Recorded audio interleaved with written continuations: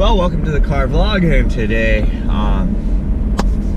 we're about to take part. We're here in the Trailblazer, and if this is your first time watching the show, well, welcome to the show.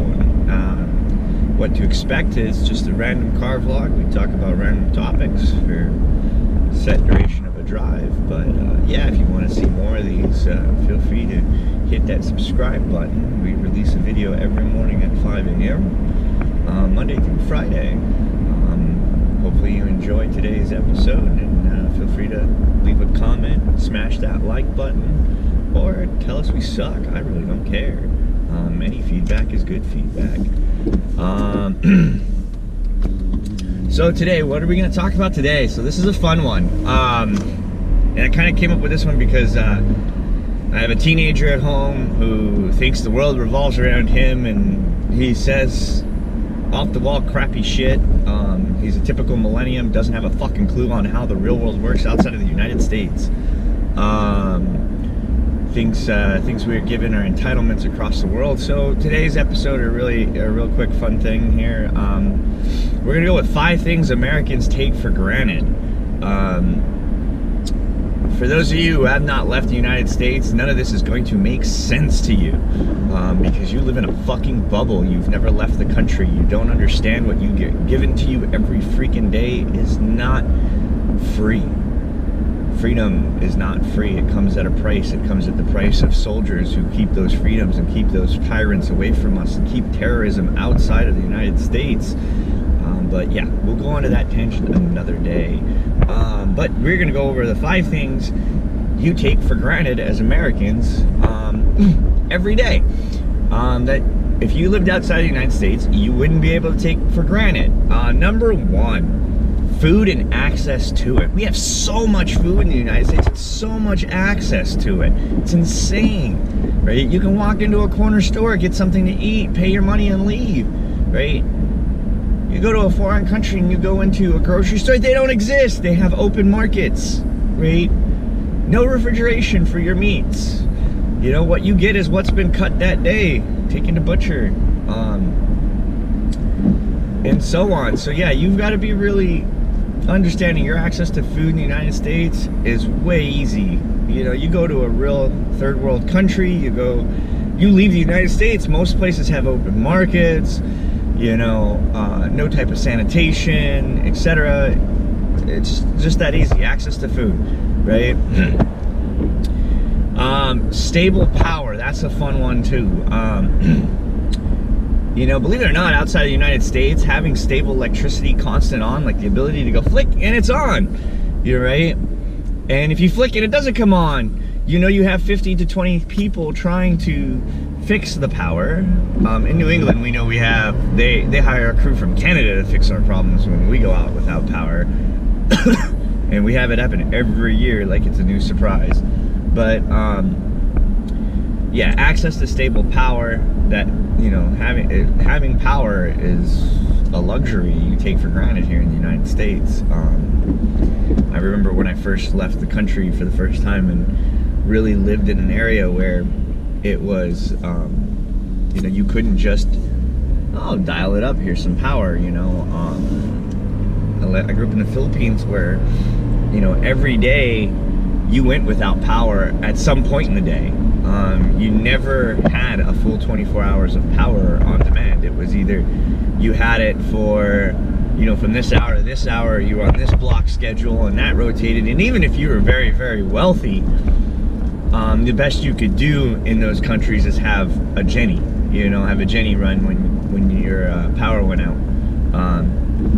Even being somebody from the United States, and, you know, granted my parents were,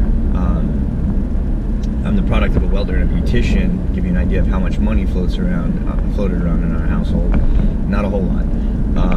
But I grew up in the Philippines because it was easier for my parents to take care of me, put me through good schools, if I lived in another country for a while. And we did that.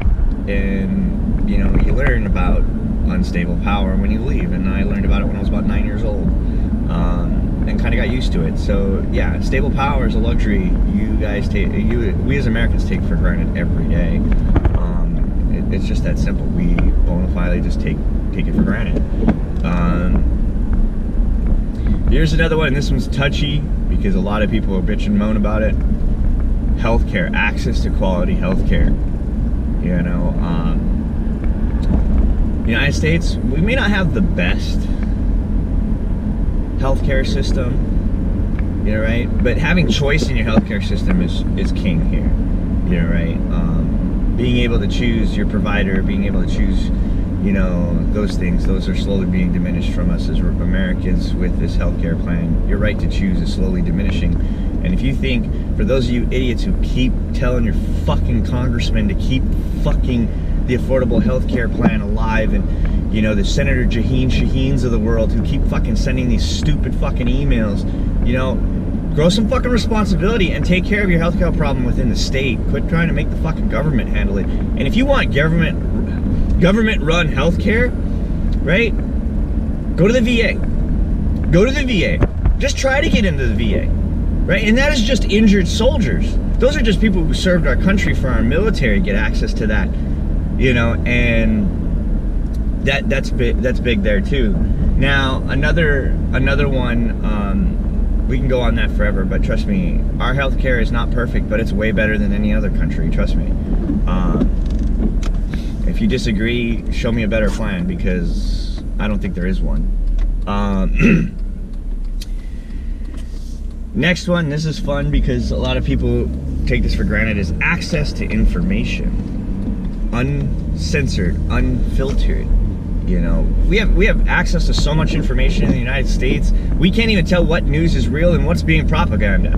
What's straight up propaganda, you know?